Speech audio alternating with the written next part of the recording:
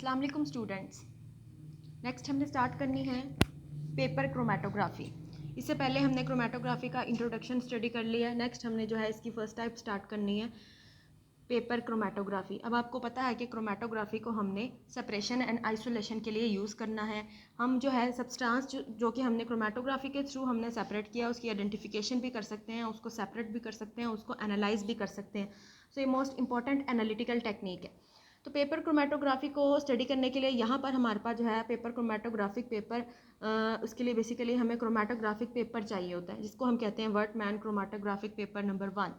ठीक है ना, ये स्पेसिफिक होता है क्रोमेटोग्राफी के लिए, जो कि हम यहाँ पर जो है यूज़ करेंगे पेपर क्रोमेटोग्राफी में। इसके लिए हमारे पास यहाँ पर जो है क्रोमेटोग्राफिक टैंक भी होना ज़रूरी है। ठीक है, सिंपल ये हमारे पास जो है टैंक होता है, ग्लास से बना होता है, इसका स्पेसिफिक यहाँ पर मटेरियल होता है। ठीक है, तो यहाँ पर हम जो है क्रोमेटोग्राफिक टैंक लेंगे और क्रोमेटोग्राफिक पेपर लेंगे। ठीक है, तो हमने सबसे पहले पेपर लिया। पेपर के ऊपर अब ऑलमोस्ट हमने यहाँ पर जो है 2.5 सेंटीमीटर या 3 सेंटीमीटर के डिस्टेंस पे हमने यहाँ पर जो है एक लाइन लगा देनी है लेड पेंसिल से। उस लेड पेंसिल से जब हम लाइन लगाएंगे तो उसके ऊपर अब यहाँ पर हमने एक स्पॉट लगाना है, और स्पॉट किसका लगाना है, हमने सैंपल का। ठीक है, ये सैंपल हमने यहाँ पर जो है पुट कर दिया। अब सैंपल हमारे पास क्या है, मिक्सचर ऑफ कंपोनेंट। हमारे पास कोई भी यहाँ पर ये हमारे पास मिक्सचर मौजूद है, इसमें से मैंने एक स्पॉट लिया ड्रॉपर के थ्रू और उसको मैंने यहाँ पर प्लेस कर दिया। ठीक है, तो ये मेरे पास यहाँ पर जो है एक स्टेप यहाँ पर जो है कंप्लीट हो जाता है क्रोमेटोग्राफिक पेपर पर। ठीक है, नेक्स्ट मैंने क्या करना है, इस स्पॉट को ड्राई होने देना है। ठीक है, जब ये स्पॉट अच्छी तरह से ड्राई हो जाएगा तो मैंने क्या करना है, क्रोमेटोग्राफिक टैंक लेना है। अब यहाँ पर एक चीज़ और इम्पॉर्टेंट है, क्रोमेटोग्राफिक टैंक लेंगे हम, इसको हैंग कर देंगे इस क्रोमेटोग्राफिक टैंक में थ्रू अ हैंगर। ठीक है, with the help of the hanger हम इसको यहाँ पर जो है हैंग कर देंगे। हमने इस पेपर को इतना ही डिप करना है कि हमारे पास जो सैंपल का जो स्पॉट लगा है वो इस सॉल्वेंट से बाहर रहे।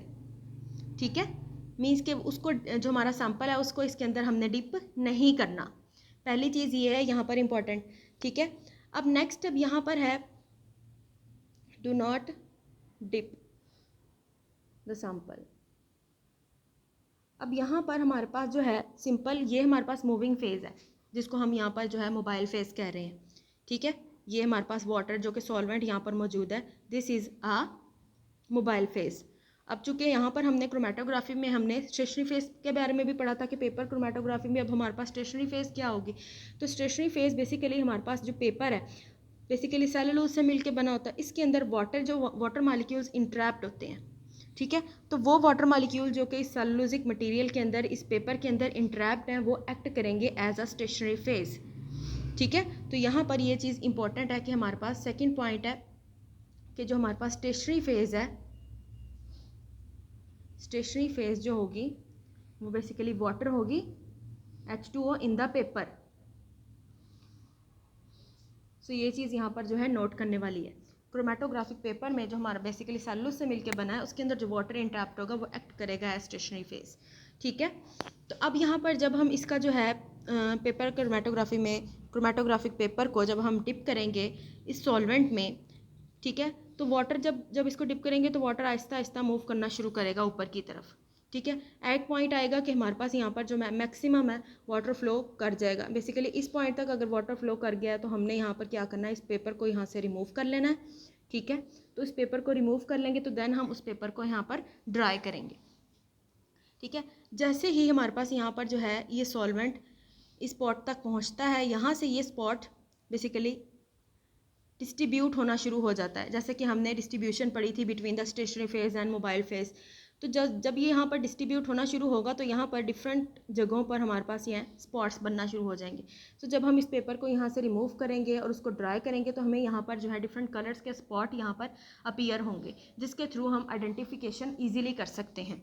और इन केस अगर हमारे पास यहाँ पर कोई भी स्पॉट अपीयर नहीं होता तो हम यहाँ पर जो है डिफरेंट केमिकल्स को यूज़ करेंगे टू आइडेंटिफिकेशन के प्रोसेस के लिए। अब वो केमिकल्स कौन सी होंगे वो डिपेंड करता है हमारे पास कौन सा सैंपल है, कौन से केमिकल का सैंपल है। हम पोटेशियम परमैंगनेट को भी यूज़ करते हैं, हम जो है सल्फ्यूरिक एसिड को यूज़ करते हैं, हम डिफरेंट बेसिस को यूज़ करते हैं जो है एज केमिकल एनालिसिस के लिए। ठीक है, इन केस अगर हमारे पास यहाँ पर जो है कोई भी स्पॉट अपीयर नहीं होता, लेकिन अगर हमारे पास यहाँ पर जो है कलरफुल स्पॉट्स अपीयर होते हैं तो देन हमें ज़रूरत नहीं होती केमिकल एनालिसिस की।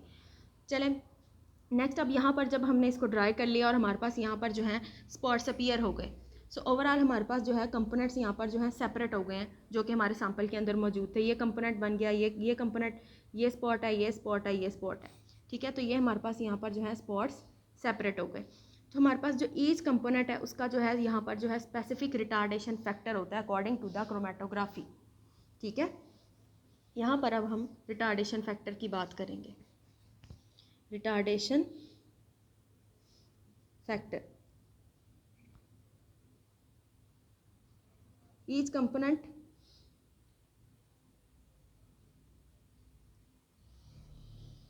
has its own retardation factor.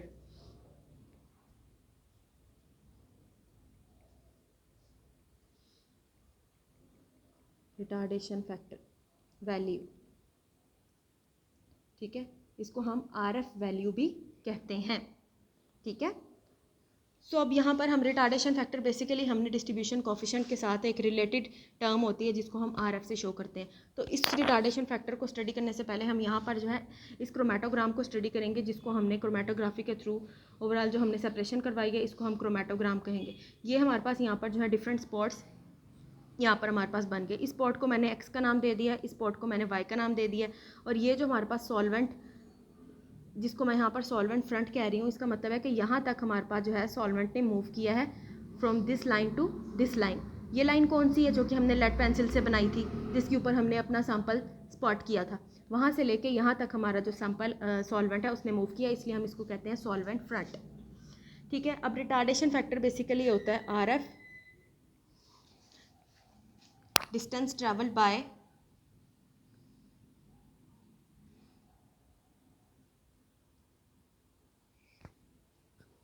component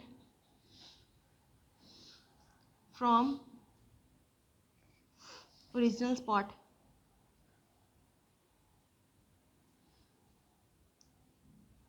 over distance traveled by solvent from original spot, from original spot, ठीक है। तो ये हमारे पास रेशो है distance travel by the component from original spot और distance travel by the solvent from original spot. अब हमने हर फैक्टर का अलग अलग, हर कंपोनेंट का अलग अलग जो है RF फैक्टर जो है फाइंड आउट करना है। अब फॉर एग्जांपल मैंने यहाँ पर ये जो X कंपोनेंट है, ये एक जो स्पॉट यहाँ पर सेपरेट हुआ है, X कंपोनेंट सेपरेट हुआ है, इसका मैंने RF फैक्टर कैलकुलेट करना है। तो मैं क्या करूँगी, यहाँ पर मैंने क्या करना है, RF इज इक्वल टू क्या है, distance travel by the component from original spot, यहाँ से लेके यहाँ तक इस X कंपोनेंट ने जितना डिस्टेंस ट्रैवल किया है उसको मैं लिखूँगी X, ठीक है, जिसको मैंने यहाँ पर X लिखा हुआ है, over distance travel by the solvent from original spot. अब सॉल्वेंट ने कितना डिस्टेंस तय किया है, इस लाइन से लेके इस लाइन तक जो सॉल्वेंट ने डिस्टेंस जो है यहाँ पर तय किया है उसको मैंने यहाँ पर शो किया है Z से। सो X बाय Z, इसको हम RF फैक्टर कहेंगे X कंपोनेंट का। क्या है, distance travel by the component X from original point और distance travel by the solvent from original point, ठीक है ना। तो ये हमारे पास यहाँ पर RF फैक्टर है फॉर X कंपोनेंट, ठीक है। इसी तरह से अगर मैंने Y कंपोनेंट का जो है RF वैल्यू को फाइंड आउट करना हो तो मैं क्या करूँगी, RF Y ओवर Z, ठीक है ना। तो